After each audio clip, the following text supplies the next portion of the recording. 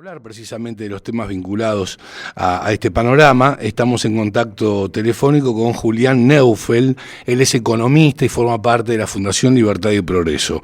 ¿Cómo estás, Julián? Silvio Sacomay te saluda, bienvenido.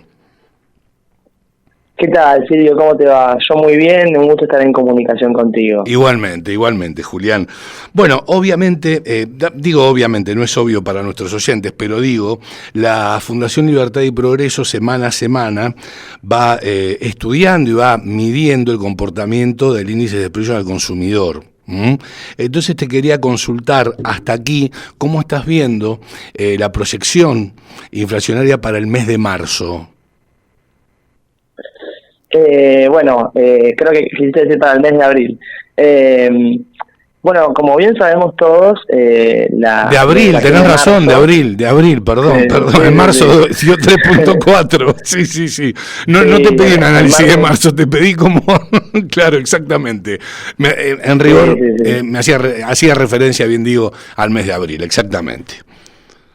Sí, la inflación de marzo, lamentablemente sabemos todos cómo dio. Uh-huh. El dato de marzo todos lo conocemos, fue, como bien dijiste, de 3,4, que fue inesperadamente alto, ¿no? Para la mayoría, y empujado nuevamente también por, más que nada también por factores estacionales, como pueden haber sido la educación, uh-huh. y las carnes que siguieron subiendo. Exactamente, un 12% viendo, el incremento en educación.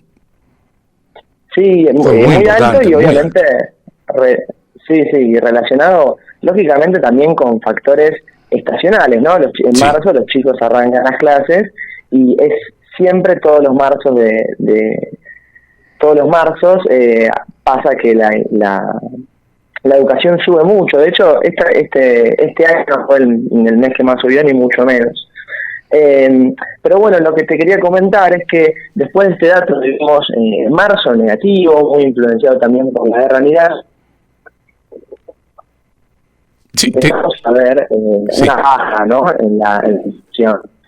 Y bastante consenso, digamos, en que la inflación se está desacelerando y va a terminar con una desaceleración en el mes de abril y vamos a ver este sendero descendente de la inflación que venimos pronosticando ya hace varios meses. Uh-huh. Cuando ¿me recibís bien, Julián? Sí, te digo bien. Ahí está, perfecto. Te decía, ¿y este descenso va a ser importante según la Fundación Libertad y Progreso, lo que están analizando? ¿O vamos a hablar de una inflación que comience con 3 en el mes de abril, obviamente? Nosotros por ahora estamos proyectando por debajo del 3, uh-huh. Estamos proyectando alrededor del 2,6, 2,9, pero sin dudas, desde nuestro lado, por ahora, ¿no? Porque hay que tener en cuenta que recién estamos contabilizando las primeras 2 semanas del mes, claro, y todavía faltan la tercera y la cuarta semana. Por ahora vemos una inflación que marcha bien por debajo del 3%. Pero bueno, hay que tener en cuenta siempre que semana a semana los precios van cambiando y que al final del día el dato que sale de INDEX es una medición desde el 1 de abril hasta el último día de mes, ¿no? Entonces, puede cambiar. Pero en principio, sí estamos seguros y podemos afirmar con casi total seguridad, digamos, de que la inflación va a ser sustancialmente menor a la del mes anterior, a la de marzo. ¿Y considerás que a partir del mes de abril la inflación va a ir disminuyendo mes a mes? Bueno, eso sí te lo puedo afirmar con muchísima más seguridad de lo que te digo todos los demás, porque todos los factores, digamos... Te escucho con dificultad, te escucho con cierta dificultad, Julián, puede ser la señal. ¿Te puedes correr un poquito de donde estás? A ver si te recibo mejor. Ahí te recibo perfecto, ahí está. ¿Acá me recibís bien? Sí, ahí te recibo bien. Lo que te venía diciendo es que la inflación, digamos, tiene todos sus fundamentals en línea para que descienda, ¿no? Nosotros tuvimos el año pasado, producto de la incertidumbre electoral, una caída fuerte, ¿sí?, de la demanda de dinero en pesos, porque la gente básicamente por miedo empezó a migrar a los dólares. Ese atesoramiento que se produjo, que resultó en una devaluación, tuvo un efecto muy duradero sobre la inflación, que la estamos viendo hasta estos últimos meses. A medida que ese efecto se empieza a disipar, que se empieza a disipar ahora del todo, y nosotros vemos también un mercado cambiario estable, ¿sí? Sí. Y también vemos en línea un superávit fiscal que el gobierno mantiene a lo largo del tiempo, no encontramos ningún motivo para una inflación, digamos, endógena, o sea, que tenga que ver con las dinámicas de precios internas al país. De hecho, mismo gran parte de lo que sucedió en el mes de marzo tuvo que ver, como todos bien sabemos, con el shock que hubo, con el shock energético, ¿no? Por la guerra en Medio Oriente. Exactamente. El incremento del barril de petróleo, más de $100 y pico, después disminuyeron también en las estaciones de servicio el costo de los combustibles. Esto pasó a nivel país y creo que eso va a impactar de una manera favorable en torno al descenso de la inflación, ¿no es cierto?, para el mes de abril. Sin duda. Por ejemplo, si uno mira, hubo mucho ruido también con la inflación mayorista, ¿sí? Sí. Con el IPIM que dio 3,4% y se aceleró bastante. Pero si nosotros observamos puntualmente el IPIM, de ese 3,4% que subió en marzo, el 80% se ve explicado solamente por el precio del crudo y los productos refinados de petróleo. Entonces, es innegable en todos los precios de la economía el tremendo efecto que tuvo este fenómeno que vos también mencionás. Ahora, yo estaba analizando el ranking de Latinoamérica, de los países que conforman esta región, y obviamente la guerra ha impactado a todos los países, pero por ejemplo yo he observado que hay países en donde no repercutió tanto este factor exógeno que tuvo que ver con la guerra. Por ejemplo, Uruguay, Paraguay, mismo Chile. Bolivia dio deflación en el mes de marzo, menos 0,3%. Bueno, sí, desde luego que también hubo diferentes efectos. Por ejemplo, en Perú justo el shock energético se combinó con una crisis energética que hubo y la inflación mucho más alta. Y los países tuvieron también desempeños diferentes porque, bueno, desde luego el combustible no es lo único que afecta al índice final.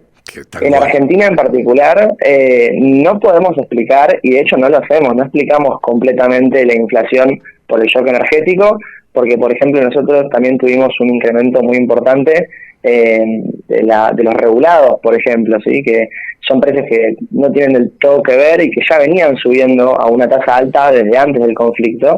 Y por ejemplo, los regulados afectaron mucho a la educación, como dijimos antes, con lo cual el impacto sobre combustibles de alguna manera es homogéneo en la región, solamente que no se ve reflejado en los resultados finales de IPC de cada país, porque cada país tiene un ciclo diferente y tiene precios diferentes.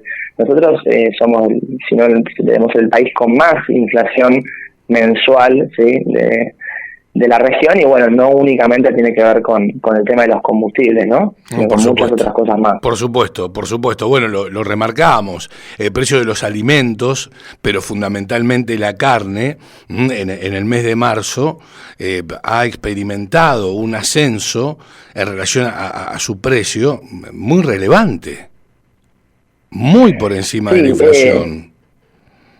Sí, vos tenés incluso desde diciembre del año pasado una suba consistente del precio de la carne por encima del precio de la inflación, y de hecho cuando uno observa la inflación núcleo que dio el mes pasado, dio alrededor del 3,4, 3,1, si vos le sacás el factor carnes a la inflación núcleo te da 2,6, o sea, te da igual a lo que te dio el mes pasado. Exacto. Entonces totalmente fue muy sustancial el aumento de la carne, pero además nosotros, si vos observás la inflación mayorista, si vos observás el precio vos observás que bajó o no subió tanto, digamos, como no aceleró tanto como los meses pasados.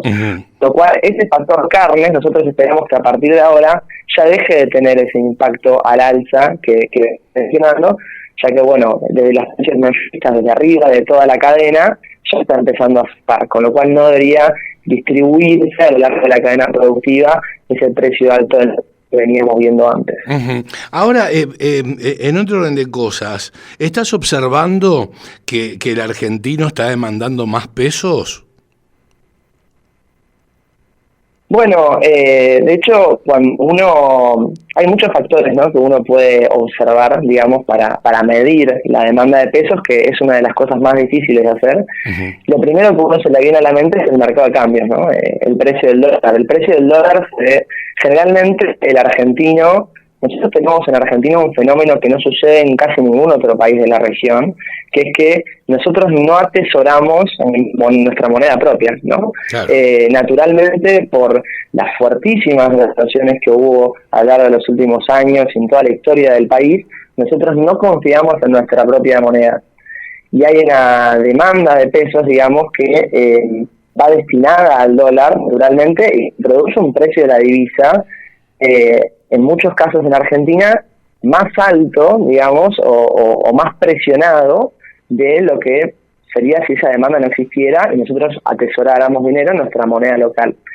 ¿Qué sucede? Nosotros últimamente, los últimos meses, estamos viendo que hay una mucho menor presión por demanda de divisas, ¿no? Uh-huh. Lo cual, el precio de la divisa que se sostiene se combina por supuesto, el aumento de la oferta de dólares, ¿no?, producto del agro y de las liquidaciones de las exportaciones. Sí. Mismo la plata que ahora entró del Fondo Monetario, los $1.000 millones de dólares que entraron del Fondo Monetario. Sí. Y también se oferta por una merma, digamos, a medida que la situación se normalizó post elecciones de octubre, bajó muchísimo la demanda de dólares para atesoramiento. Uh-huh. Y eso nos da cuenta de que la demanda de dinero, digamos, ese bajón de la demanda de dinero que hubo en ese periodo de la demanda de pesos, ya se fue normalizando, digamos, para llegar a niveles más normales hoy. Y comentale a nuestros oyentes por qué es importante que exista la demanda de pesos. Bueno, por supuesto, la demanda de pesos también es un termómetro, digamos, y funciona para entender un poco el consumo, ¿no? Nosotros, hoy mucha gente se habla mucho del consumo, de cuándo va a empezar a repuntar la actividad, sí, ¿no?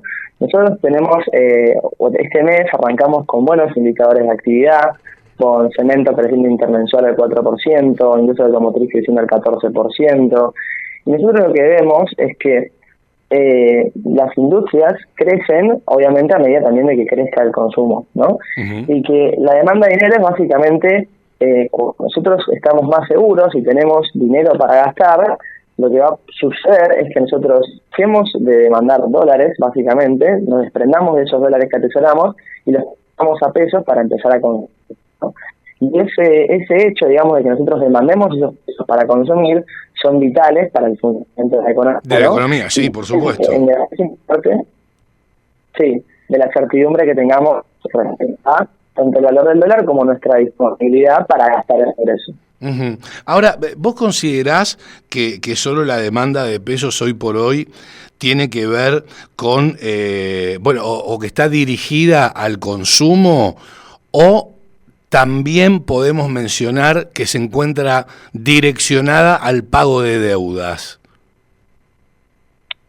Bueno, yo no quiero para darle un orden, digamos. Sí. Nosotros tenemos, como vos bien mencionás, hubo dentro un aumento importante de la morosidad, creo que eso va dirigida a tu pregunta, en los últimos meses. Sí, sí. Y nosotros observamos, el BCRA publica un informe que es semestral, que está actualizado dentro de poco, de cuál es el cargo de deuda sobre las familias de tarjetas de crédito.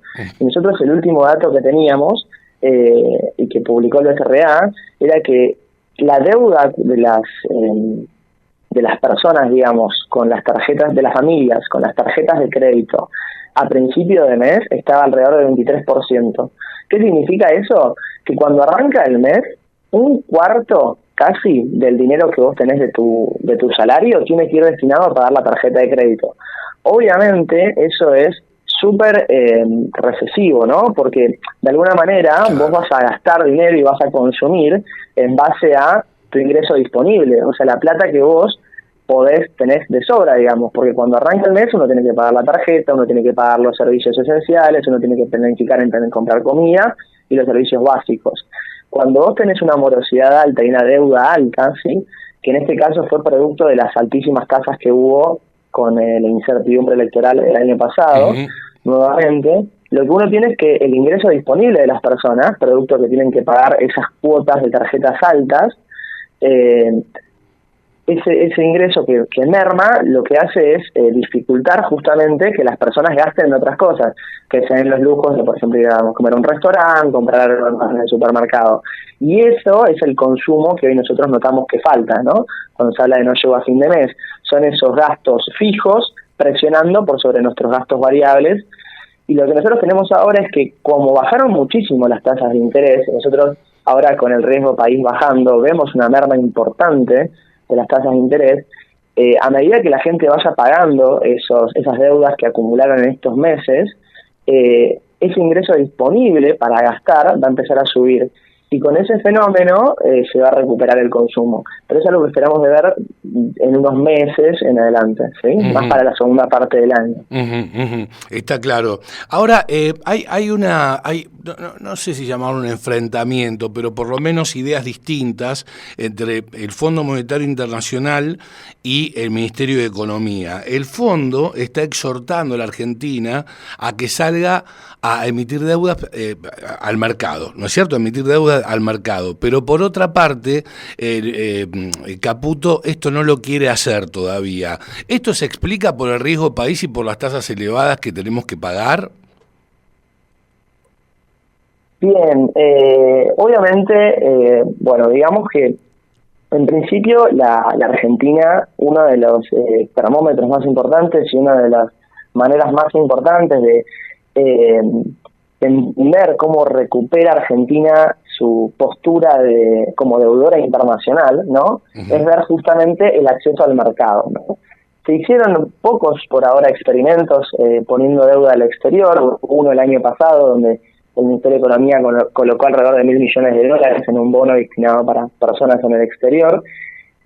Y desde luego que es importante, porque eso lo que representa, básicamente, es que nosotros somos un deudor confiable, ¿no? Que el mercado confía a prestarnos a una tasa de interés que a nosotros, digamos, también nos conviene pedir prestado. Y esa puja entre Caputo y el FMI que mencionas tiene que ver justamente con el riesgo país, ¿no? Que el riesgo país no es nada más ni nada menos que el riesgo que es invertir en Argentina, ¿no? Es una medida de qué tanto más riesgoso es invertir en un bono argentino que invertir en un bono estadounidense, ¿sí? Por supuesto. Cuanto más alto sea el riesgo país, mayor es esa diferencia. Nosotros estos meses, con la guerra, ¿sí? Tuvimos un riesgo país al alza, ¿sí? Que había llegado a la zona de los 400 puntos básicos y después subió por arriba de los 600. Eso tuvo que ver con un fenómeno que sucedió no solo en Argentina, sino en toda la región, ¿sí? Un proceso natural por el cual, ante la incertidumbre en los mercados, producto de la guerra, los capitales, básicamente los inversores se asustan, son más sensibles a la incertidumbre y salen de activos riesgosos para situarse en activos más.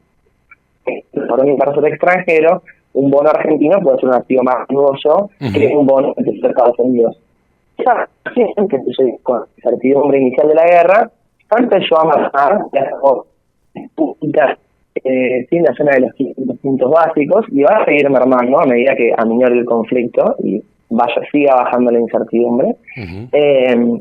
Entonces, nosotros lo que vamos a observar es que a medida que pase eso, cuando termine de bajar el riesgo país, digamos, por debajo de los 400 puntos básicos, ya va a ser conveniente, digamos, para el Ministerio de Economía tomar deuda justamente con el mercado. Con el mercado. Pero hasta que eso no suceda, claro. Exactamente, porque hasta que eso no suceda, digamos, lo que explica Caputo, digamos, y lo que ciertamente y lógicamente dice el Ministerio de Economía es que mientras puedan hacer, digamos, transacciones unilaterales o entidades financieras internacionales, mismo FMI o bancos, o con particulares, digamos, con repos, por ejemplo, no tiene sentido financiarse a una tasa más alta de la que pueden conseguir, porque, bueno, no es lógico. Pero, bueno, eso forma parte de un proceso que se va a ir dando como bien decís, a medida que baja el riesgo país.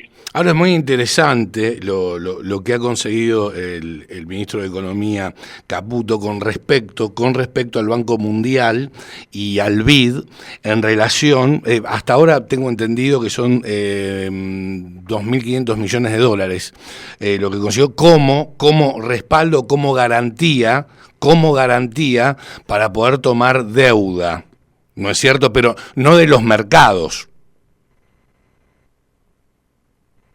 No, bueno, el BID y el Banco Mundial justamente son entidades similares, digamos, en ese sentido al FMI, ¿no? Claro. Y sí, desde luego que las garantías, o sea, lo que tienen esos bancos, digamos, esas entidades internacionales, es, como te decía antes, la posibilidad de obtener básicamente deuda a un precio más accesible que al que te da el mercado, ¿no? Uh-huh. Pero bueno, también tiene otro tipo de compromisos, digamos, ¿no? Porque, por ejemplo, todo esto que nosotros estamos viendo hoy, hace poco entraron 1.000 millones de dólares más del fondo por un acuerdo que hizo el Ministerio de Economía. Pero bueno, esos 1.000 millones de dólares van a servir incluso para aminorar la carga de la misma deuda con el FMI. Nosotros teníamos alrededor de 1.300 millones de dólares venciendo hasta antes de junio con el FMI, sí. Y esa plata que entra, de esos 1.000 millones de dólares que entran antes, van a servir justamente para garantizar el pago de esa misma deuda, digamos. No están diciendo que como rolearla para que nos devuelva. Exactamente, si nos están dando un plazo más, digamos, de alguna manera. Sí. Y nosotros, de esa manera, además, eso es ayuda, porque nosotros ahora lo que tenemos es un buen momento para cumplir uno de los puntos más importantes cuando se habla del acuerdo con el FMI, que es justamente el objetivo de la acumulación de reservas, ¿no? Sí. Como todos sabemos, desde que arrancó el año, el Banco Central inició un proceso de acumulación de reservas de más de 6.000 millones de dólares. Sí, ya más de 6.000 millones de dólares, exactamente. Que se usan en parte para ir pagando justamente las deudas y en parte para fortalecer las reservas del Banco Central, ¿no? Uh-huh. Bueno, en este último, nosotros lo que tenemos es que con esta garantía, digamos, tenemos en los próximos meses, incluso además con la cosecha gruesa, ¿no?, que se viene importante ahora en mayo y en junio, tenemos una muy buena oportunidad, ¿sí?, para salir a comprar dólares, el Banco Central para salir a comprar dólares al mercado, ¿no?, con un tipo de cambio, digamos, que se mantenga estable, ¿no? Sí. Y de esa manera, digamos, puede aprovechar este dinero que le da el FMI por adelantado para que no tenga un efecto importante justamente sobre el precio de la divisa, ¿no? Y esta combinación de factores nos dejan en una muy buena posición para comprar dólares hasta julio, que es donde tenemos el próximo vencimiento importante con el Banco Central tiene una deuda importante por alrededor de 4.000 millones de dólares con deudores privados, ¿no? Entonces, para llegar bien parado a ese momento, estos factores que estoy explicando, estos 1.000 millones del FMI y la cosecha gruesa, van a ayudar para que en estos meses sigamos presionando fuerte a la acumulación de reservas. Uh-huh. Ahora, la última, Julián, y te agradezco infinitamente este contacto, muy, muy amable desde ya. La última tiene que ver con la siguiente. A ver, ¿está garantizado ya el pago de deuda que tiene la Argentina a lo largo de todo el año? Que creo que quedan unos 9.000 millones de dólares aproximadamente, ¿digo bien? Más o menos, sí. Nosotros tenemos, en 2026 teníamos un total de 18.000 millones de dólares, de los cuales ya pagamos, alrededor de 1.000, así que estamos más o menos en esos números. Pero desde luego que hoy por hoy la verdad es que no hay discusión, digamos, en relación a la capacidad de repago que tiene Argentina uh-huh. Para sus deudas, tanto justamente con el FMI como con las entidades privadas, ¿no? Hay muchos instrumentos, digamos, ya sea mediante justamente la compra de reservas, la compra de reservas en el mercado libre de cambios, o sea, mediante repos con privados. El Banco Central, el Tesoro, tiene solidez y está pudiendo pedir prestado para rolear a tasas, sí, digamos, convenientes, ¿no? Entonces, mismo eso y con las últimas licitaciones donde siempre se pudo rolear más del 100%, hay total seguridad del mercado, digamos, en que Argentina tiene lo que se necesita para afrontar sus deudas hasta fin de año, sin dudas. Bien, muy bien. Julián, te agradezco mucho. Ha sido un placer dialogar contigo. Te envío un fuerte abrazo. Igualmente, Silvio. Fuerte abrazo para vos también y buen programa. Muchas gracias, hasta siempre. Lo escuchabas a Julián Neufeld, economista de la Fundación Libertad y Progreso, pasar por la cocina de las noticias.